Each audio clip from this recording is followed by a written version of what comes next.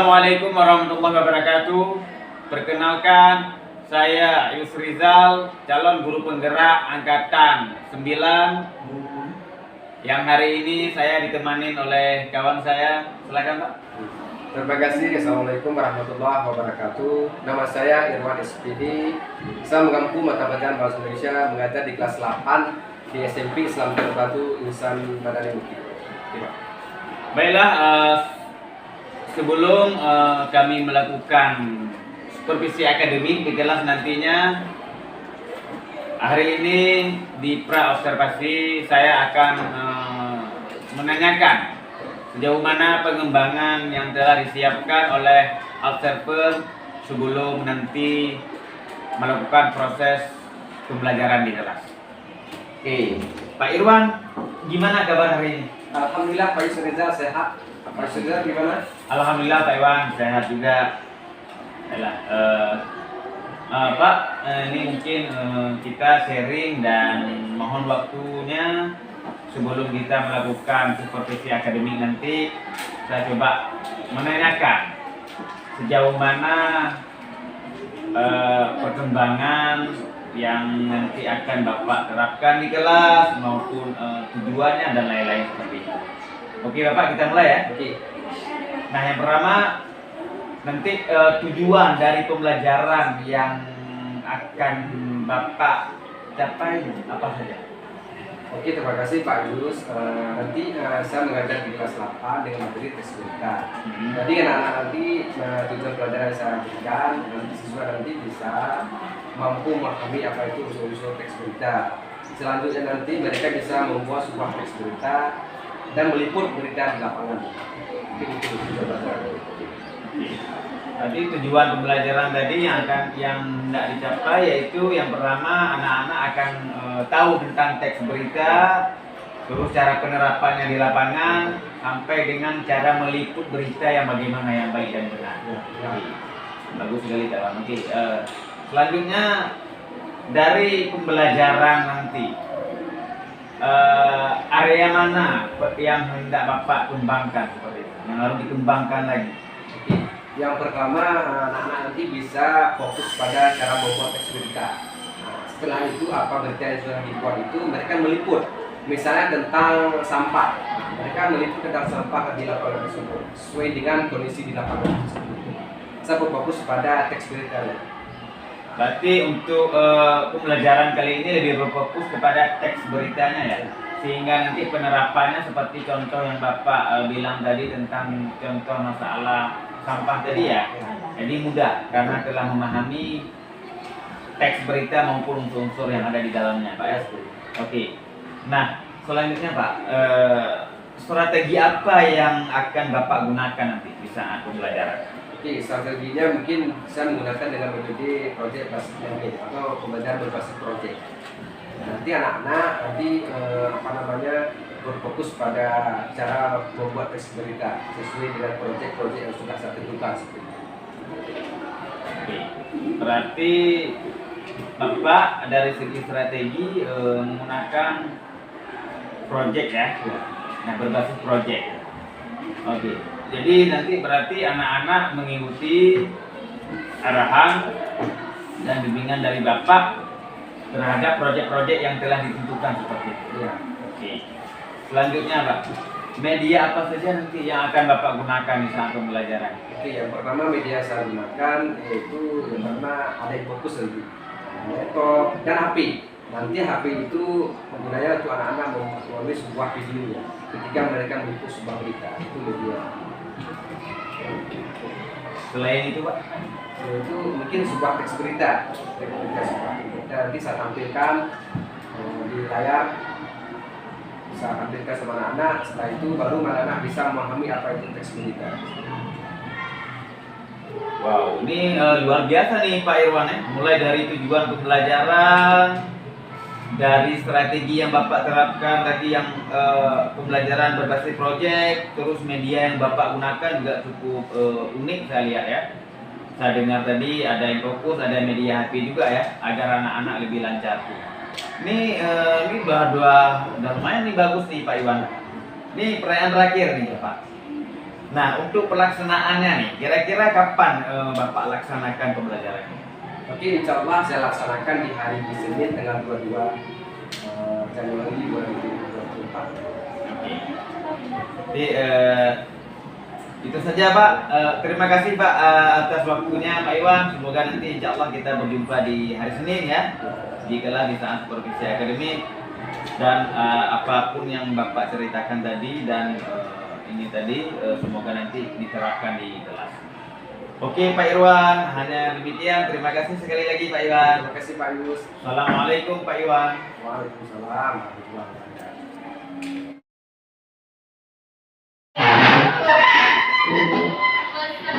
Assalamualaikum warahmatullahi wabarakatuh. Waalaikumsalam warahmatullahi wabarakatuh. Bismillahirrahmanirrahim. Rabbi zidni ilman warzuqni fahman. Debu P5. Proyek perbuatan profil belajar Pancasila. Nah, sebelum kita minggu kemarin tentang materi apa yang sudah kita pelajari? Ayo, siapa ingat? Drama. Hah? Cerita. Kita apa? Teks eksposisi. Sebelum kita memulai pelajaran kita hari ini, Bapak tanya dulu ini Mbak kalian. Pernah dengar nggak apa itu berita? Apa? Informasi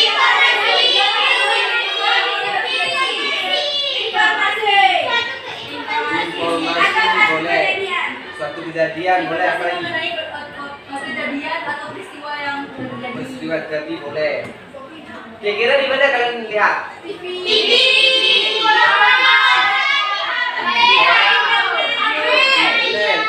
Radio, bagus. Pokoknya di media media chat. Itu apa tidak?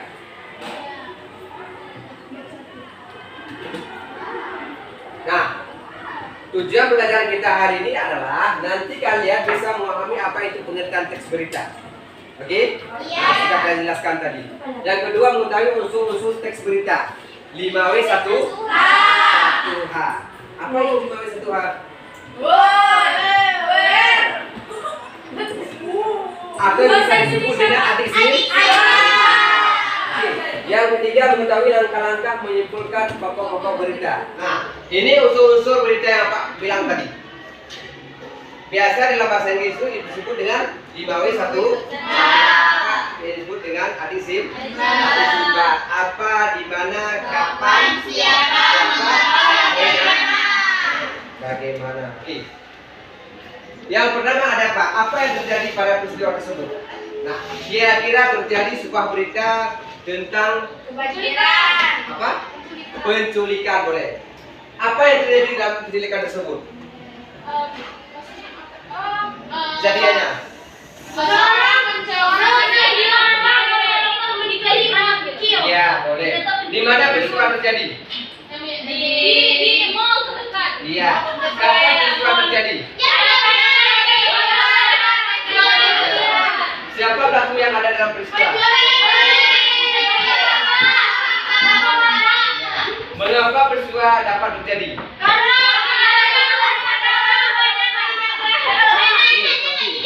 Sopi, kenapa Sopi? Iya, karena orang tuanya lalai dan dia tidak menjaga diri. Bagaimana proses terjadinya peristiwa? Dia lagi berjalan dengan mengikuti tiba-tiba ada bapak. Inilah unsur-unsur teks berita yang kalian tulis nantinya. Oke? Unsur berita ada berapa tadi?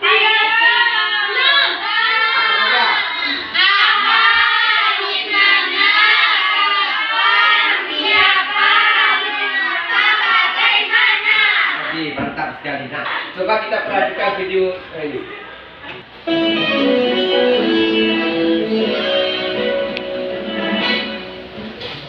Selamat pagi pemirsa Sahabat News. Dengan saya Aisyah Putri Nova akan menemani pagi Anda.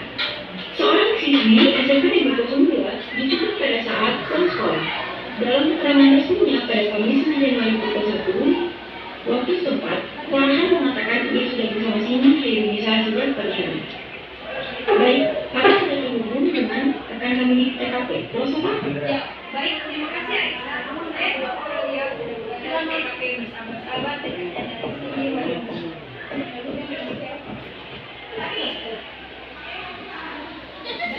bagaimana kalau itu belajar?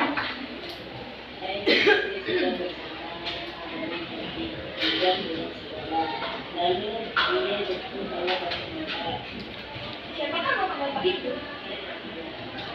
Kan perjanjian mencurigai itu?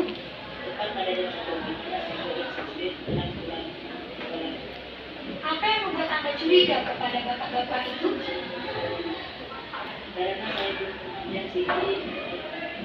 Kenapa Anda begitu yakin bahwa bapak-bapak itulah yang mencuri Siti? Terima kasih banyak, Tuhan. Sekian berita hari ini, saya Aisyah Putri Awanova pada ini. Selamat menikmati pagi Anda. Nanti sama Pak ini ada sebuah LKPD. Dah, LKPD ini kalian nanti akan menulis sebuah berita. Dah, sebelumnya Bapak akan bagi kelompok kalian dulu. Oke? Sistem bagi kelompoknya adalah sistem acak ya. Oke. Bapak Kenapa jamur pendek?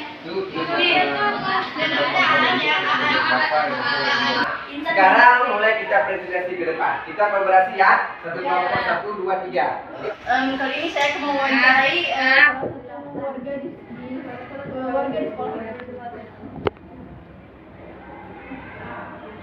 Baik, selamat siang. Selamat siang juga.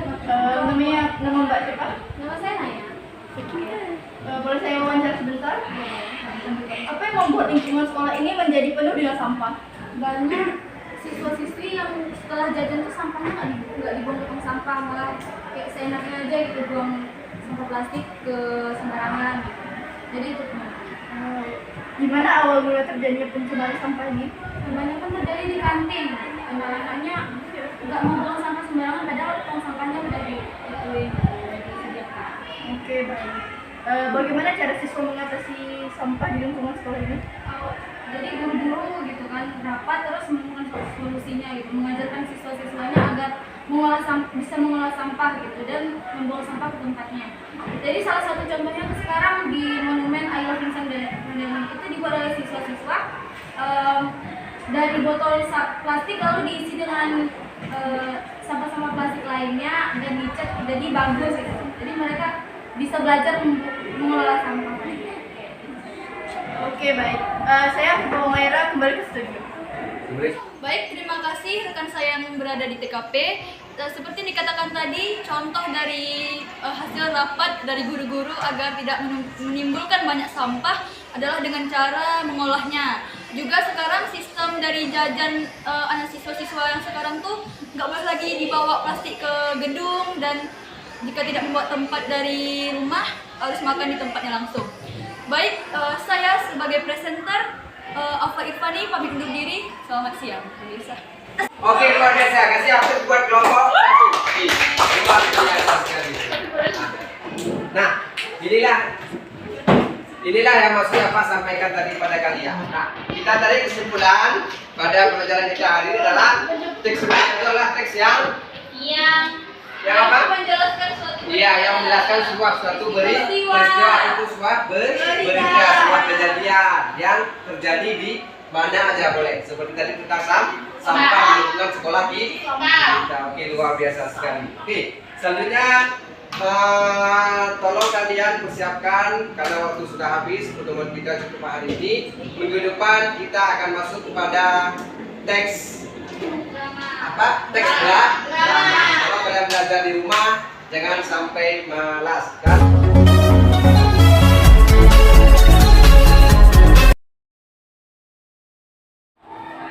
Apa kabar Pak Iwan? Alhamdulillah Pak. Pak Yos? Alhamdulillah sehat Pak. Bapak gimana? Sehat? Alhamdulillah sehat. Sudah bisa kita mulai? Bisa.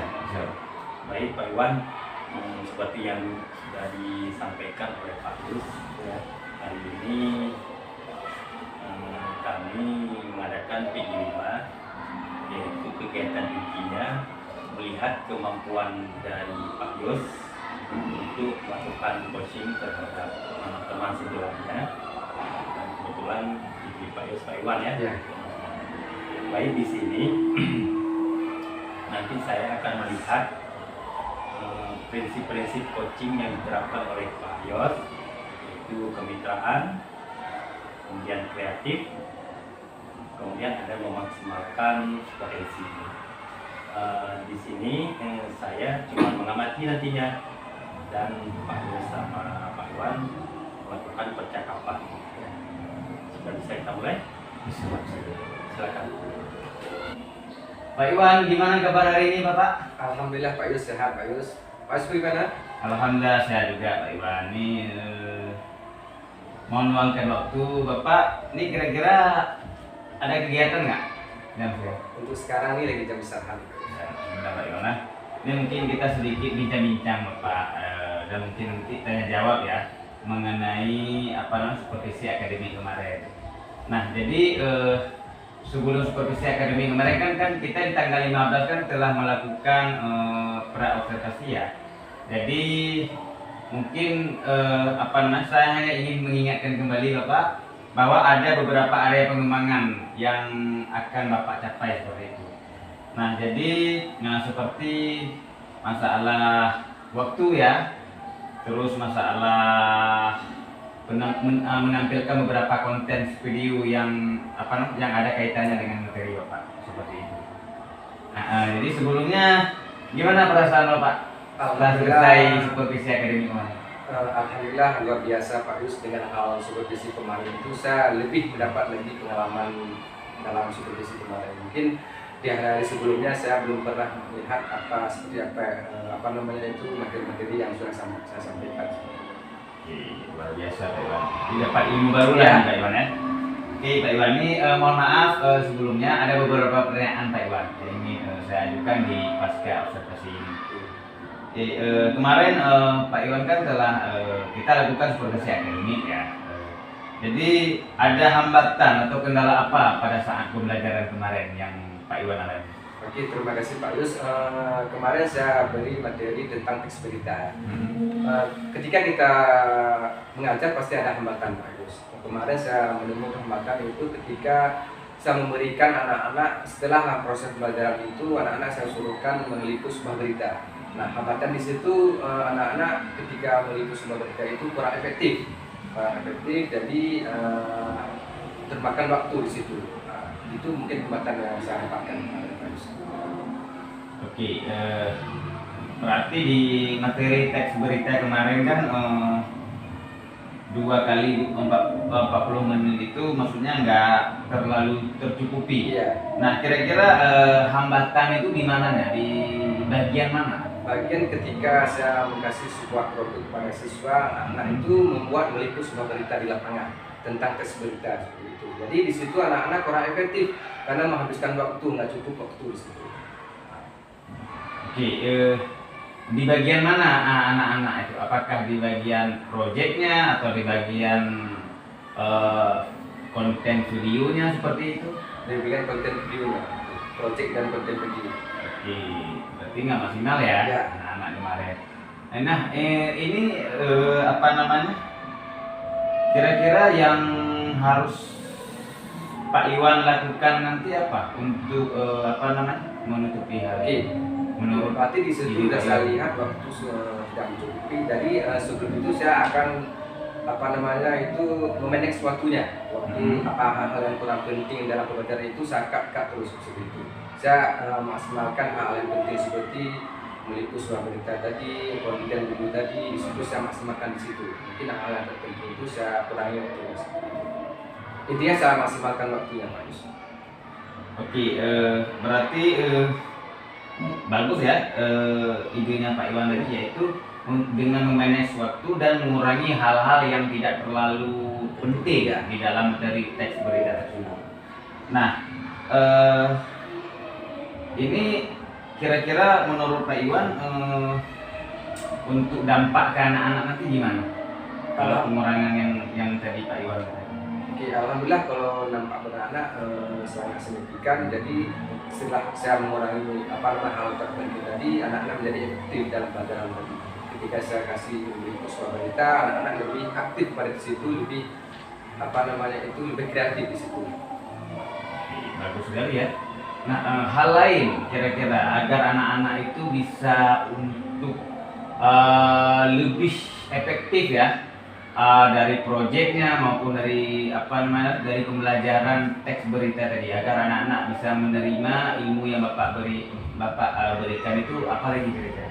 Oke, yang selanjutnya saya anak-anak harus fokus terhadap apa yang saya sampaikan seperti itu. Jangan lalai bermain seperti itu. Jadi apa yang sampaikan dalam materi itu anak-anak saya suruh harus fokus dulu, supaya apa yang saya sampaikan itu anak-anak cepat menangkap. Kendala lainnya ada nggak selain yang memanage mengenai waktu tadi? Oke, kira kendala lainnya nggak ada lagi. Ini saya rasa bagus sekali ya, teknik Bapak tadi dalam hal memanage waktu, terus untuk memaksimalkan materi-materi yang terpenting seperti ini. Oke, terus ini yang pertanyaan yang kedua ya. Apakah Bapak waktu supervisi kemarin, waktu Bapak memberikan materi ke anak-anak, puas nggak seperti itu? Ada rasa ini nggak senang atau tercapai seperti itu materinya, tujuan pembelajarannya? Oke, ketika kita mengajar itu merasa puas dan tidak puas itu pasti ada. Jadi kemarin itu merasa kita dalam mengajar itu sebenarnya tidak akan puas sebenarnya, karena kita harus memperbaiki ke depannya. Apa yang kurang itu kita perbaiki ke depannya. Kemarin saya puas itu ketika saya memberikan materi pelajaran anak-anak cepat menangkap seperti itu. Anak-anak sudah paham apa yang saya sampaikan, itu saya merasa puas. Jadi hal seperti itu kekurangan di situ, mungkin saya ke depan tetap memperbaiki lagi. Mungkin itu. Oke, berarti dengan waktu 2 kali 40 menit kemarin itu anak-anak bisa menerima lah, tidak menyerap ilmu tentang masalah teks berita itu ya. Nah, selanjutnya hal-hal positif yang telah Bapak lakukan ya selama pembelajaran kemarin apa saja? Oke, hal positifnya mungkin sebelum saya mulai pelajaran itu saya kasih sebuah video ataupun sebuah video motivasi pada anak biar anak-anak itu semangat dalam mengikuti pelajaran yang saya sampaikan. Mungkin ada sebuah teks-teks berita, saya putar video di media, mungkin hal seperti itu yang saya tampilkan Pak. Oke, dari video yang Bapak putar itu tentu ada kaitannya ya dengan materi tersebut ya. Nah, jadi bagaimana dengan mungkin anak-anak kan ada yang kinestetik, ada yang audio visual dijelaskan, ada yang audio, ada yang visual. Jadi kira-kira tercover semua nggak? Alhamdulillah, pertama itu saya kasih sebuah video dulu Pak Yus, video motivasi supaya anak-anak semangat itu. Nah itu nggak berfokus pada video, nah itu saya harus menjelaskan lagi. Seperti Pak bilang tadi ada anak-anak yang audio visual seperti itu, nggak cukup dengan video. Setelah itu saya jelaskan, saya kasih motivasi terhadap materi-materi yang ingin saya sampaikan seperti itu, supaya anak-anak itu semangat dalam mengikuti pelajaran. Apa yang saya sampaikan itu bisa menerima dengan baik. Terus ini ya, ini untuk selanjutnya kira-kira untuk pertemuan selanjutnya kira-kira apa yang harus Pak Iwan rubah ya dari pengalaman yang telah Pak Iwan dapatkan dari supervisi akademik kemarin? Oke, dari pengalaman kemarin mungkin yang perlu saya ubah itu saya akan merevisi media-media yang lebih menarik lagi itu. Bisa memberikan media yang menarik kepada siswa sehingga siswa itu aktif dalam pelajaran, tidak menonton seperti itu ya. Saya akan mengubah media pembelajarannya. Selain mengubah media, ada hal lain nggak yang bisa membuat anak-anak dia tertarik terhadap materi yang akan Bapak ajarkan nanti? Mungkin selanjutnya saya nanti dengan teks berita ini anak-anak itu tidak berfokus mengajar di kelas saja nih Pak Yus. Nanti saya akan suruh keluar mensupervisi mengobservasi berita-berita yang mereka liput seperti sampah kemarin anak-anak turun ke sampah itu. Nah, dari situlah anak-anak itu lebih aktif dia tahu. Jadi mereka itu nggak cukup mereka pengalaman di sekolah aja, nanti di luar mereka dapatkan juga. Ini luar biasa sekali ya ide Bapak itu. Ini selanjutnya Pak Iwan, kira-kira komitmen di depannya gimana terhadap ide-ide yang telah Bapak, ini contoh seperti tadi Bapak telah mengutarakan di kendalanya ingin manage waktu agar materi yang disampaikan itu tercover dengan efektif ya. Terus ada beberapa ide tadi ya, ingin mengubah, memvariasikan, tidak menonton saja medianya. Jadi ada variasi seperti itu.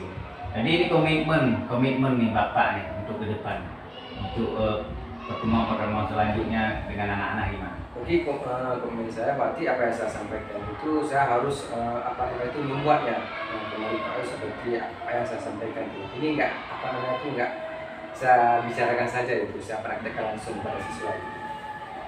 Ini luar biasa sekali ya Bapak. Ini saya berharap juga semoga nanti praktek pembelajaran ke depan lebih bagus, lebih berkembang seperti ide yang Bapak utarakan.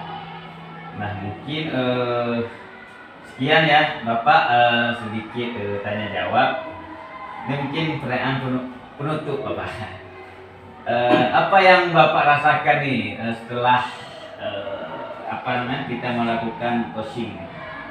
Alhamdulillah Pak Yos, yang saya rasakan itu banyak sekali ya pengalaman baru yang saya dapatkan dari Pak Yos ini challenge GGP ya. Alhamdulillah, mudah-mudahan nanti saya seperti Pak Yos juga nih dalam pelajaran kemarin banyak sekali ilmu-ilmu yang mungkin belum saya dapatkan dikasih tahu oleh Pak Yos, pengalaman seperti itu. Saya alhamdulillah Pak Yos memilih saya seperti itu sebagai salah satu guru yang ingin supervisi lah seperti itu kan. Dari situlah saya mendapatkan ilmu baru ya seperti itu Pak Yus. Alhamdulillah, terima kasih banyak Pak Yus. Mungkin sekian Pak Iwan ya tanya jawab kita. Insya Allah ke depan kita coba kembangkan lagi ilmu dengan tujuan untuk memajukan anak-anak kita terutama ya. Terima kasih Pak Iwan sekali lagi ya. Terima kasih Pak Iwan. Ini saya kembalikan ke Bapak. Terima kasih. Terima kasih luar biasa percakapannya. Di sini saya melihat aku sebagai CGP sudah memiliki prinsip-prinsip coaching sudah diterapkan, di mana kemitraan tadi harus jelas tidak menggurui, dan kemudian ada proses kreatif yaitu percakapan dua arah, di mana saling memberikan respon. Itu Ayu sebagai coach memberikan pertanyaan dan ditanggapi oleh Pak Iwan sebagai coachnya. Dan juga dalam memaksimalkan potensi, Pak Iwan juga sudah terlihat dari sebelum-sebelumnya sudah terlihat baik. Dan ini tak lain tujuannya adalah supaya kita nanti ke depan, di mana baik itu pembelajaran ataupun masalah-masalah sehari-hari, kita bisa menjadi coach bagi teman-teman kita.